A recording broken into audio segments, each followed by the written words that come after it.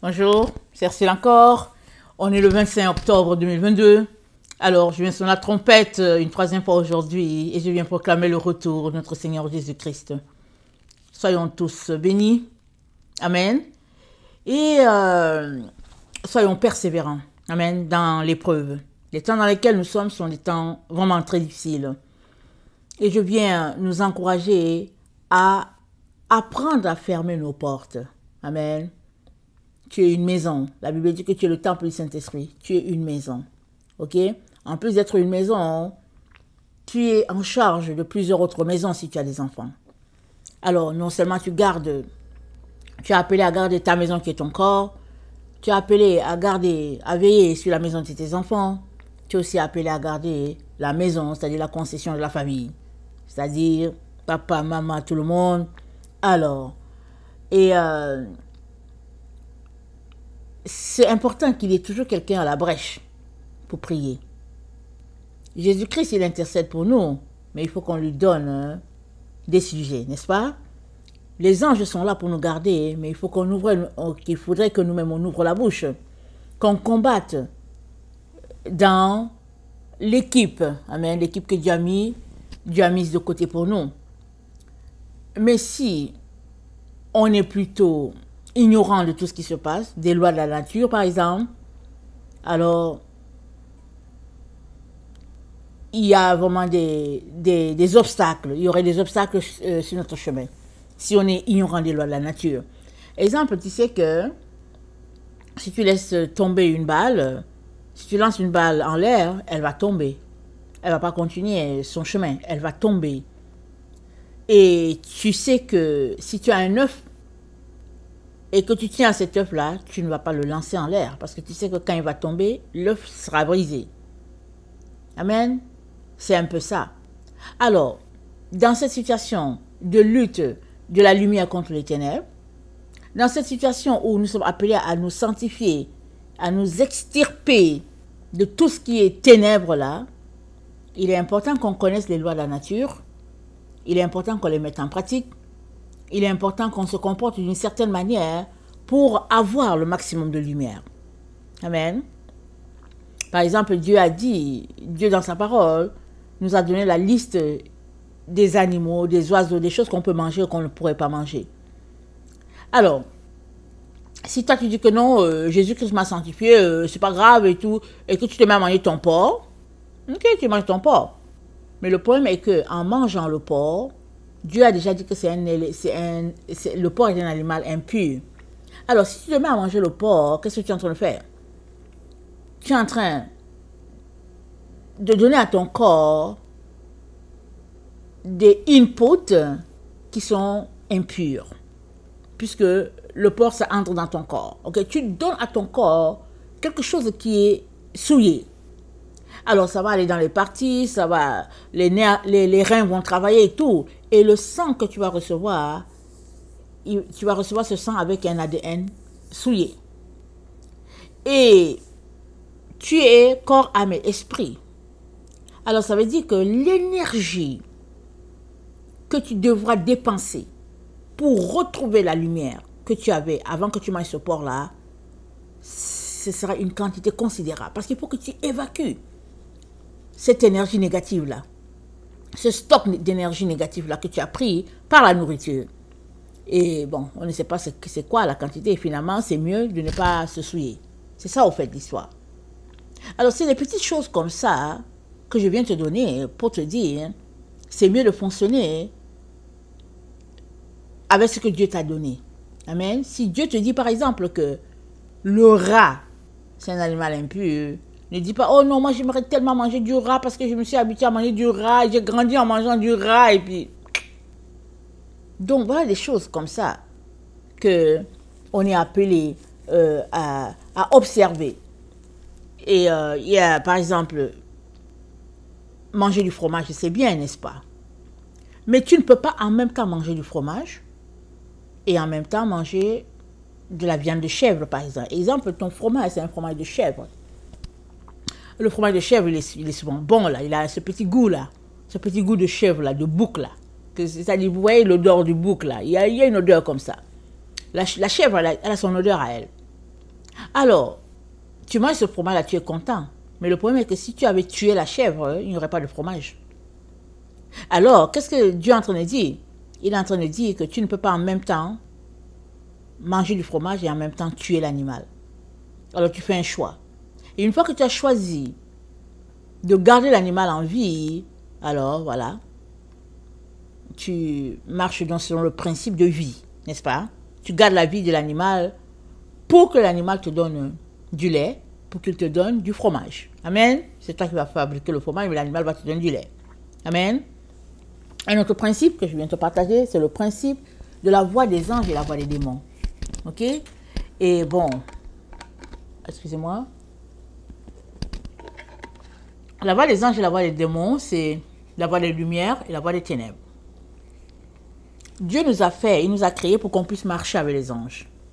L'exemple, c'est l'exemple d'Enoch. La Bible dit qu'Enoch a marché avec Dieu, il ne fut plus parce que Dieu l'a pris. Il était vraiment agréable à l'Éternel dans son comportement. Et c'est lui qui nous a laissé une bonne partie des paroles divines. Amen. Et c'est lui qui nous a raconté ce qui s'est passé, comment les anges déchus ont quitté les hauteurs célestes et puis qu'ils sont venus marier les filles d'hommes, etc., etc. C'est Enoch. Dieu lui a donné toute cette connaissance-là à cause de sa vie dans la pureté et puis la sainteté. Mais tu ne peux pas en même temps marcher sur la voie des anges et en même temps marcher sur la voie des démons. Alors, une personne qui choisit de marcher sur la voie des démons, c'est une personne qui choisit de faire le mal. Alors, elle ment, elle vole, elle tue, elle vit dans le désordre, promiscuité, débauche, perversion. Vraiment, elle fait ça à outrance parce qu'elle a choisi cette voie-là. Et elle reste en équilibre sur cette voie.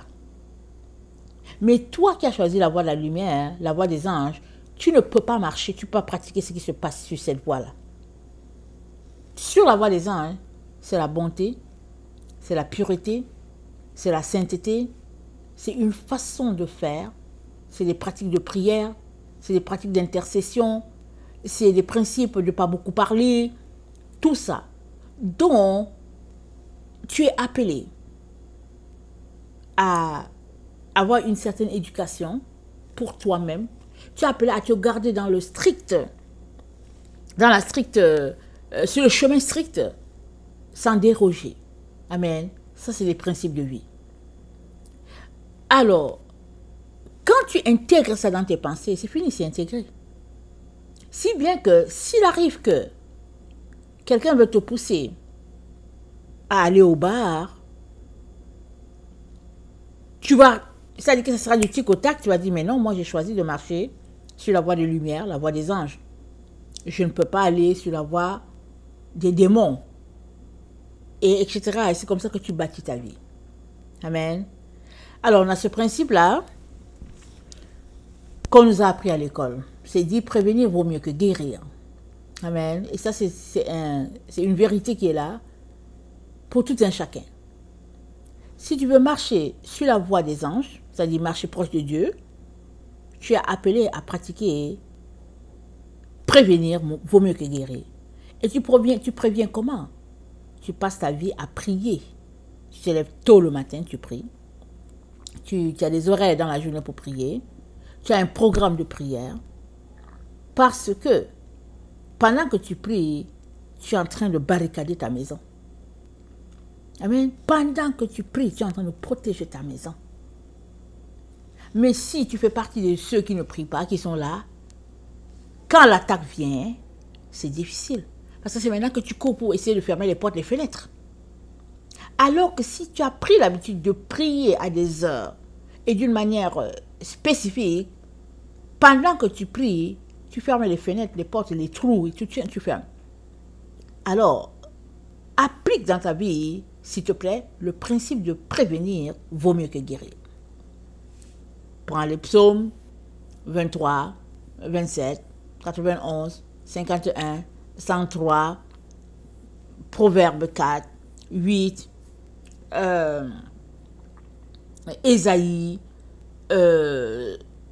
ça ne me vient pas. Ça dit, il y a des versets que tu ne peux pas t'en passer. Amen. Et tu dois prier. Le Notre Père, le Je crois en Dieu, c'est le je crois en Dieu, c'est la foi des apôtres. Dans la vidéo précédente, j'ai dit, Paul dit, nous avons été édifiés sur le fondement des apôtres. Tu ne peux pas être édifié sur le fondement des apôtres si tu n'es même pas prêt à prier la foi des apôtres, le credo des apôtres, si tu n'es pas prêt. Tu ne peux pas être édifié sur leur foi. Parce que alors que tu pries le credo, tu es en train de t'accorder avec eux, tu es en train de refuser que la chaîne soit brisée entre ceux qui sont déjà dans la lumière et toi. C'est-à-dire tu es en train de tenir en disant, j'ai foi, je crois à ce que vous avez enseigné, je suis avec vous là-dedans, jusqu'à ce qu'on se voit face à face. Alors, nous sommes donc dans ce monde-là où Dieu va diviser, il va séparer le jour d'avec les ténèbres. On sait que Genèse dit, Dieu sépara, c'est dit quoi? C'est dit, et il y eut un soir, et il y eut un matin, ça fut le premier jour. Dieu appela la lumière jour, et il appelait les ténèbres nuit. Ok? Mais on est dans le temps où Dieu va séparer les deux, parce que pour le moment, ça fonctionne ensemble. Le jour, c'est le jour, et la nuit, c'est la nuit. Mais le 8e jour, ou le millénium, c'est ce temps-là où ceux qui seront dans la lumière, ceux qui auront marché dans la vérité seront les enfants de lumière, et ceux qui auront aimé les plaisirs de ce monde, ils seront tout simplement coupés, ils seraient les enfants des ténèbres. Donc, si tu veux être un enfant de lumière, tu t'organises pour pratiquer les œuvres de lumière. C'est à ça que nous sommes appelés. Alors, nous sommes dans ce temps-là où les ténèbres couvrent la terre, on le sait, l'obscurité les peuples, mais la gloire de Dieu, elle se lève sur tous les enfants de Dieu qui cherchent sa présence. Et le mal, pour rien, il est réparti. Dès que tu ouvres la télévision, c'est réparti. Et le mal est là pourquoi? Pour se répandre, pour nous infecter. Mais toi et moi, nous sommes appelés à aller à contre-courant, contre l'esprit du mal. Alors l'esprit du mal, on appelle couramment, on dit, oh bon, Satan, on dit, bon, le diable, et puis voilà, on essaie de donner un qualificatif, les démons et tout. Mais en gros, ce qu'on veut faire ressortir, c'est que c'est l'esprit du mal.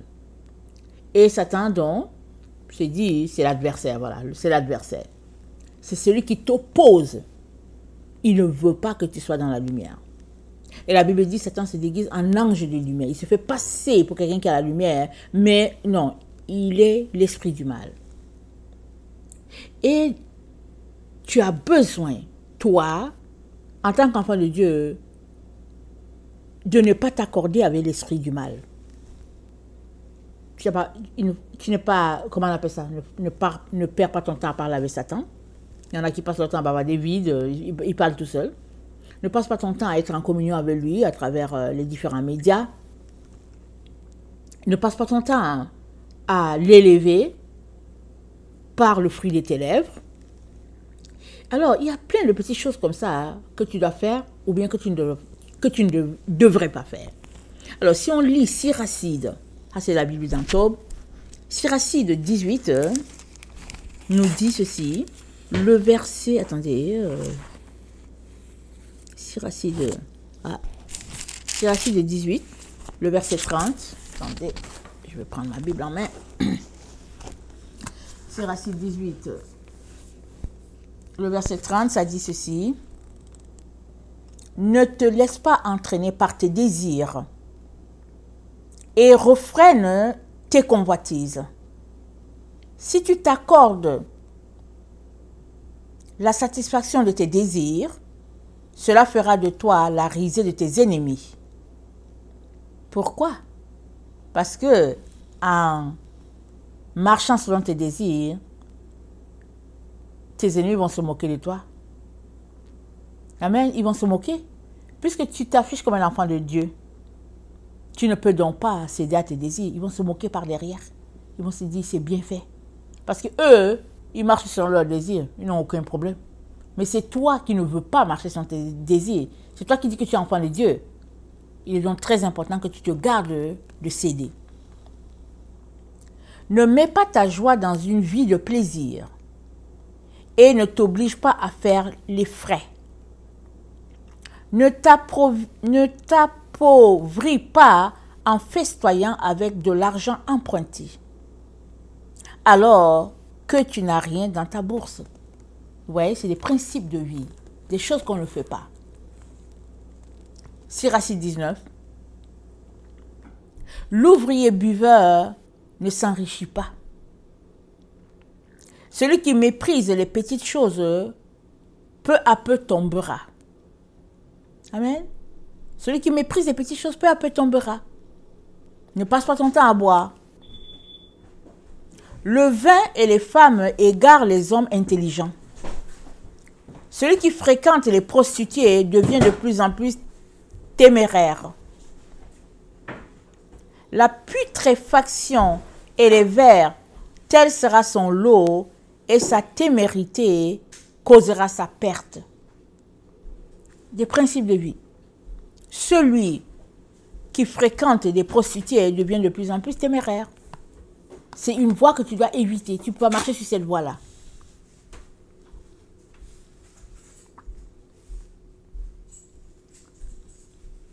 Proverbe 4, le verset 14.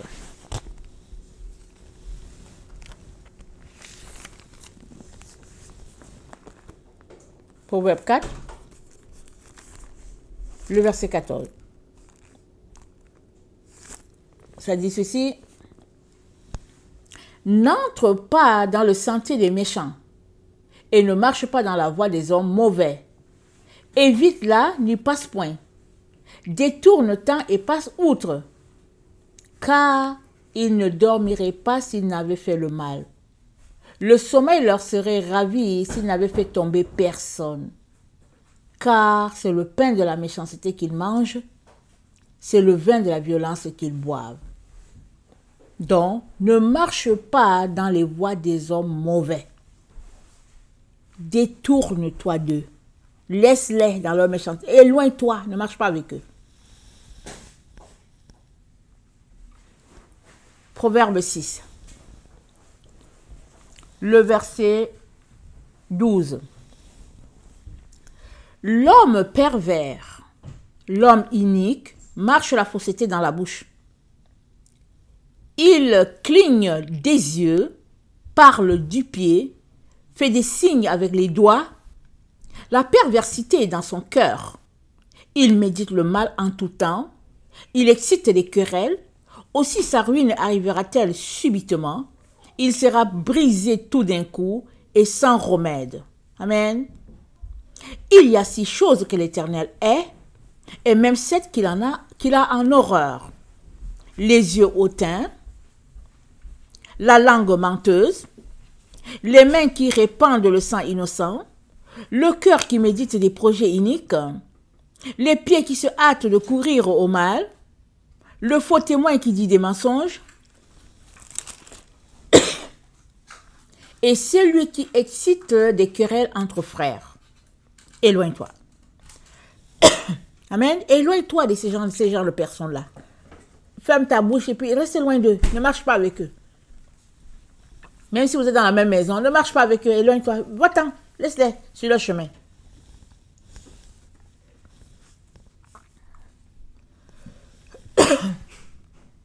Galates 6, le verset 8. Galates 6, le verset 8.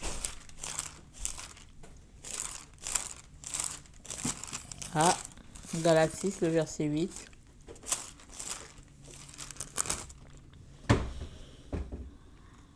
Celui qui sème pour sa chair moissonnera de la chair la corruption.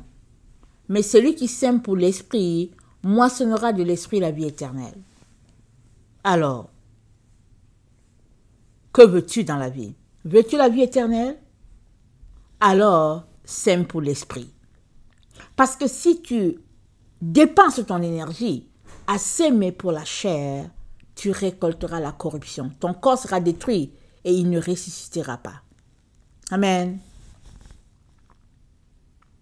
2 Timothée 3, 13 à 17. 2 Timothée 3, 13 à 17.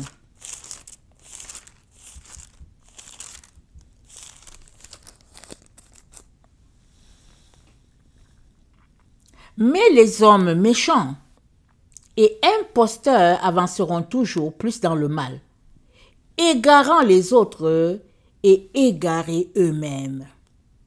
Toi, demeure dans les choses que tu as apprises et reconnues certaines, sachant de qui tu les as apprises. Dès ton enfance, tu connais les saintes écritures, les saintes lettres, qui peuvent te rendre sage à salut par la foi en Jésus-Christ. Amen. Depuis ton enfance, c'est Paul qui parle à Timothée. Tu connais les saintes lettres, c'est-à-dire l'alphabet hébraïque, tu les connais. Et elles peuvent te rendre sage. Alors il dit,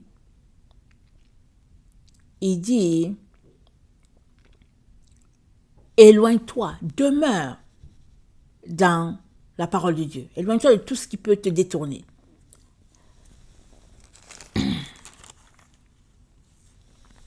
De Timothée 2, le verset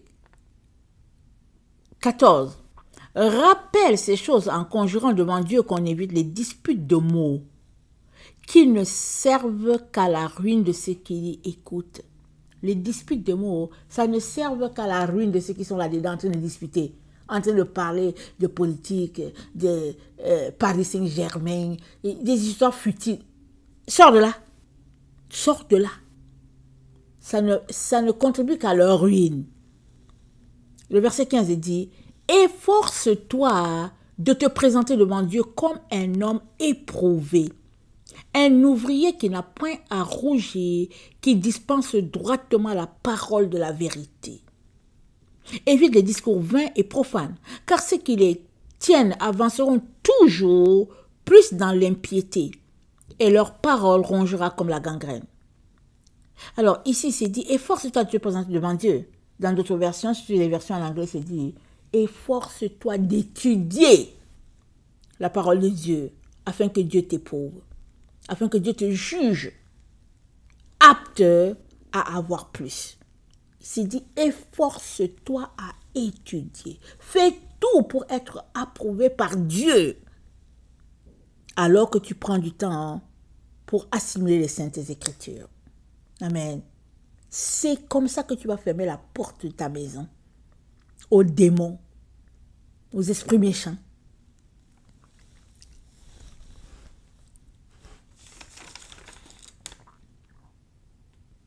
« 2 Timothée 4, le verset 3 à 4. « Car il viendra un temps où les hommes ne supporteront pas la saine doctrine. » Et nous sommes dans ce temps-là, et nous savons que la doctrine de Christ a été détournée pour toutes sortes de doctrines dans nos églises, de franc-maçonnerie, rose-croix, n'importe quoi, et puis pas de doctrine du tout. Dans nos églises, souvent, c'est juste chanter, et puis aller à l'école le dimanche, et puis s'asseoir pour discuter les opinions. L'un dit que c'est A, l'autre dit que c'est B, l'autre dit que c'est C, l'autre dit que c'est Z, et puis on prie, on se sépare, et puis ben voilà. Voilà. On se sépare, un poisson à la queue, et puis ben voilà. Chacun a pris sa direction, on ne sait pas où est l'enseignement, où est la vérité, on ne sait rien. Confusion totale. Alors il dit, car il viendra un temps où les hommes ne supporteront pas la saine doctrine. Mais ayant la démangeaison d'entendre les choses agréables, ils se donneront une foule de docteurs selon leurs propres désirs, détourneront l'oreille de la vérité et se tourneront vers des fables. Mais toi, sois sobre en toutes choses. Supporte les souffrances, fais l'œuvre d'un évangéliste, remplis bien ton ministère. Supporte les souffrances. La vidéo tantôt, j'ai parlé de la doctrine de Christ, le fondement de la doctrine de Christ. Et la doctrine de Christ, on ne peut pas lui enlever la croix. La croix, ce sont les souffrances. On ne peut pas enlever la croix à la doctrine de Christ. Même si on a une génération qui ne manque pas souffrir, même si on est une génération de micro-ondes où tout est facile, la croix est attachée à toute personne qui marche avec Jésus. N'oublie pas ça. Alors que tu observes la doctrine, selon la piété, la doctrine de la croix de Christ, ta vie va faire que l'ennemi va s'éloigner de toi. Tu seras en train de fermer la porte dans ta maison autour de tes enfants. Siracide 19, le verset 20 et 30. Le Siracide, c'est dans le livre de Tob, la Bible de Tob. C'est un livre qui a à peu près 88 livres au moins. Là. Alors, Siracide 19, le verset 20 à 30, ça dit ceci.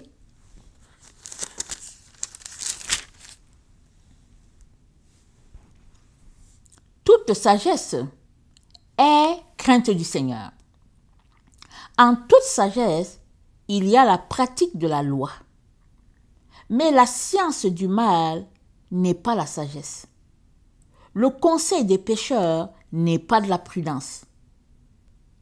Il y a une habileté qui est abomination. Celui qui manque de sagesse est insensé. Mieux vaut un homme dénué d'intelligence qui craint le Seigneur qu'un homme très habile qui transgresse la loi. Écoute bien. Mieux vaut un homme dénué d'intelligence qui craint le Seigneur qu'un homme très habile, c'est-à-dire un homme rusé, qui transgresse la loi. Vous savez, les hommes, un homme rusé, c'est-à-dire un manipulateur, c'est-à-dire un séducteur. Il transgresse la loi. Il s'en fout de la loi. Il s'en fout. Et quand on parle de la loi, c'est la parole de Dieu. Un enfant de Dieu, il a un respect sacro-saint pour les Écritures.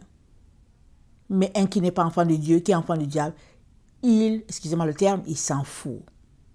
Il s'en fout et il excite même les gens subtilement à ne pas pratiquer la parole de Dieu, en disant des choses déplacées. Et la Bible l'appelle un homme rusé. Okay? Alors,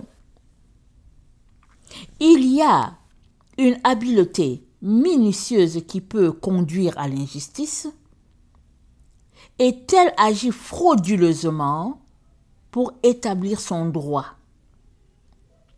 Tel malveillant se courbe sous l'effet du chagrin, mais ses entrailles sont pleines de ruses. Écoute bien, tel malveillant se courbe sous l'effet du chagrin. Il est triste, il pleure et puis mais c'est dit, ses entrailles sont pleines de ruses. Dans le fond, ne crois pas une personne à cause de ses émotions. Non, ne t'arrête pas à cause des émotions. Parce que pendant que la personne est en train d'afficher ses émotions, elle est juste en train de te prendre au piège de l'ennemi. C'est ça que Siracide est en train de dire.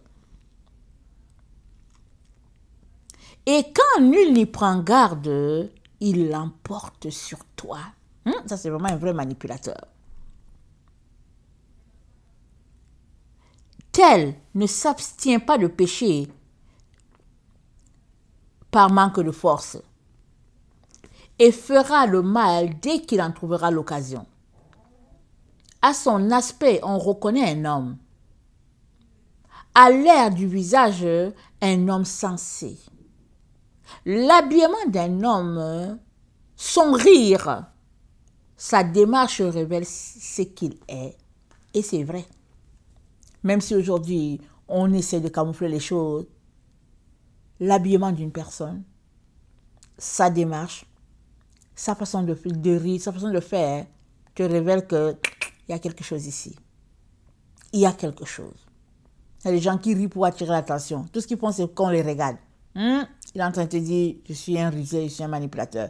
Je suis un mister moi, je suis un narcissique qui veut juste qu'on me regarde sur le centre de la terre. Donc voilà. Siracide 23.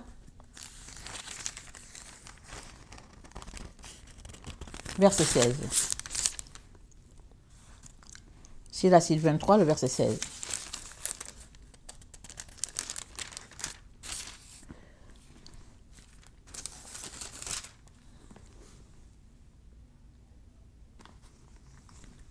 Deux sortes de gens accumulent les péchés.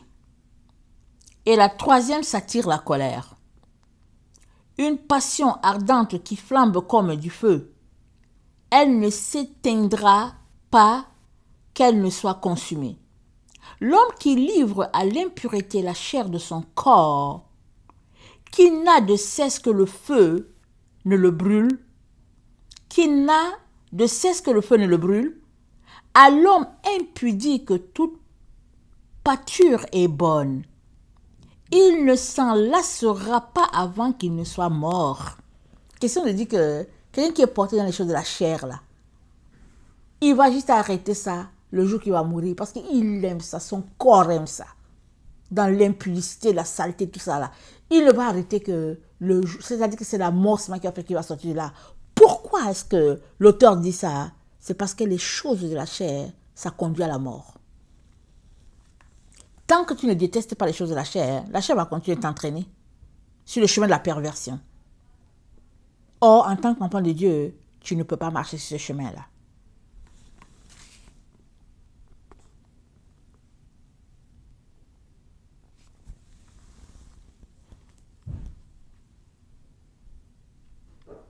L'homme infidèle à sa propre couche et qui se dit en lui-même qui pourra me voir, il fait sombre autour de moi, les murs me cachent, personne ne peut me voir, pourquoi me préoccuper?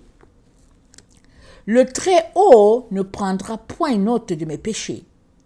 Les yeux des hommes, voilà ce qu'ils redoutent. Et ils ignorent que les yeux du Seigneur sont infiniment plus lumineux que le soleil, qu'il observe toutes les démarches des hommes et pénètre les plus secrets recoins. Avant d'être créé, toute chose lui était connue. Et il en va de même après leur achèvement. Cet homme recevra son châtiment sur les places de la ville, et il se fera prendre où il s'y attendait le moins. Question de dire que tout ce que tu fais, Dieu voit. Et puis, si tu n'arrêtes pas un jour, voilà, tu seras pris à ton propre piège.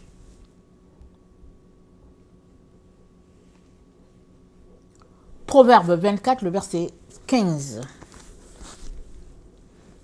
Proverbe 24, le verset 15.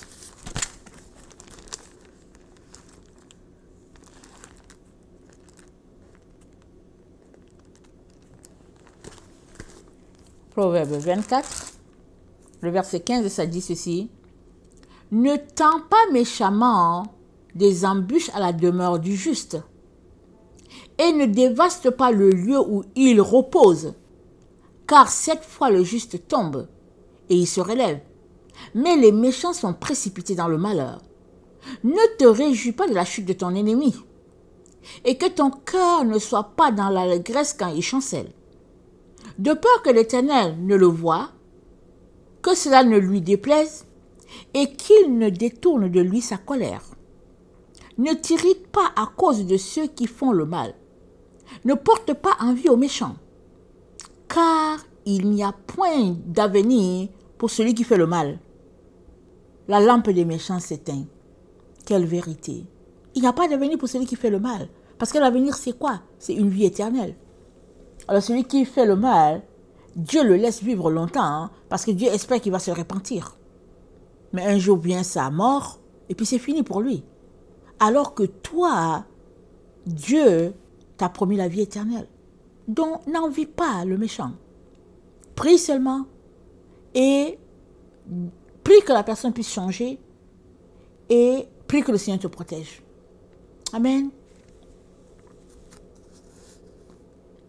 Siracide 15, le verset 11 à 20, je finis avec ça.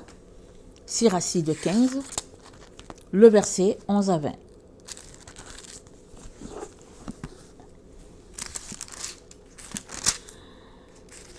Siracide 15, le verset 11 à 20, ça dit ceci. Ne dis pas,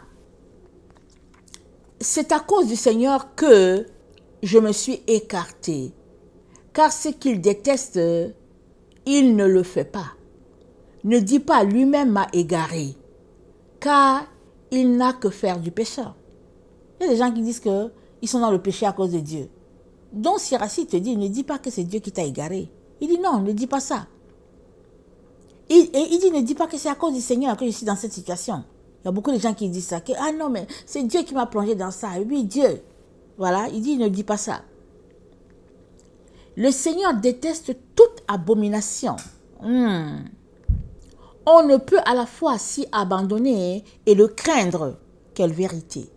Si tu prends la voie de l'abomination, tu ne peux pas prendre la voie de la crainte de Dieu. Parce que la voie de la crainte de Dieu, c'est la voie de la sagesse. Soit tu embrasses la voie de la sagesse, qui est la voie des anges, soit tu embrasses la voie des démons, qui est la voie des abominations. Tu ne peux pas faire les deux. Amen, tu ne peux pas faire les deux. Lui-même a créé l'homme au commencement et l'a laissé à son propre conseil. Si tu le veux, tu peux observer les commandements. Rester fidèle dépend de ton bon vouloir. Amen. Rester fidèle à Dieu dépend de ton bon vouloir, mon frère, ma soeur. Que veux-tu? Dieu ne peut pas te forcer. Il a placé auprès de toi le feu et l'eau. Selon ton choix, tu peux étendre la main. Aux hommes sont proposés la vie et la mort. Ça nous rappelle Proverbe, n'est-ce pas? Et puis Deutéronome. Donc, aux hommes sont proposés la vie et la mort. À chacun sera donné selon son choix. Amen. Car grande est la sagesse du Seigneur. Il est fort et puissant et voit toutes choses. Alléluia. Ses regards sont tournés vers ceux qui le craignent. Amen. Lui-même connaît toutes les œuvres des hommes. Il n'a prescrit à personne d'être impie. Waouh, quelle vérité. Il n'a accordé à personne licence de péché. Quelle parole. Je répète. Il n'a prescrit à personne d'être impie. Il n'a accordé à personne licence de péché. Donc, si tu veux pécher, ne mets pas Dieu dedans. Si tu veux marcher dans la pureté, tu marcheras. Si tu veux pécher aller-retour, tu le feras aussi. Mais n'accuse pas Dieu. Parce que ta vie, tes actions révèlent qui tu es. On reconnaît l'arbre à son fruit, dit la parole de Dieu. On reconnaît l'arbre à son fruit. Un bon arbre, il ne peut jamais produire de mauvais fruits. Même si les gens essayent de ternir le fruit de l'arbre, l'arbre ne peut jamais produire de mauvais fruits. Tout ce que les gens vont faire, ils vont prendre les bons fruits là, ils vont mettre ça dans la boue, ils vont recouvrir ça de boue. Mais quand tu vas aller laver là, tu vas voir que le fruit était bon et tu vas le manger. Mais le mauvais arbre, il ne peut jamais produire de bons fruits. Même s'il fait tous les efforts, il ne peut jamais produire. Et c'est à toi le jugement. Parce que quand tu vois le fruit d'un arbre, tu sais si l'arbre est bon ou pas. Tu sais. Vous savez, moi, ça fait longtemps que je suis partie, n'est-ce pas, de mon pays, comme tout un chacun. Mais quand tu es à la maison, quand on achetait un avocat, qu'il était bon, on courait, on retournait à l'endroit où on avait acheté l'avocat là pour dire à la tante, je vais acheter des avocats, on achetait en grande quantité. Parce qu'il y a des avocats qui étaient charnus, ça veut dire que l'arbre est bon.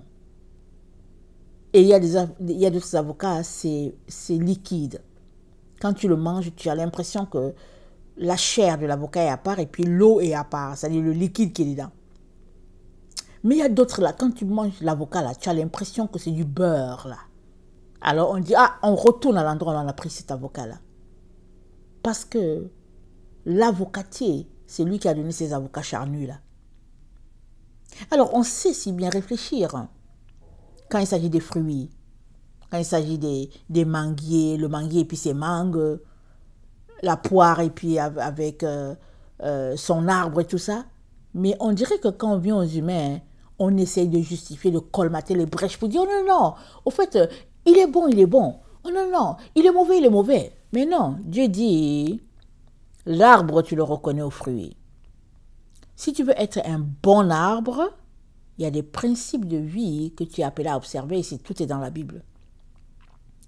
Et si tu es aussi un mauvais arbre, malgré tous tes efforts, tout ce que tu dis avec ta bouche pour dire que tu es un bon arbre, tes fruits prouvent que tu ne l'es pas.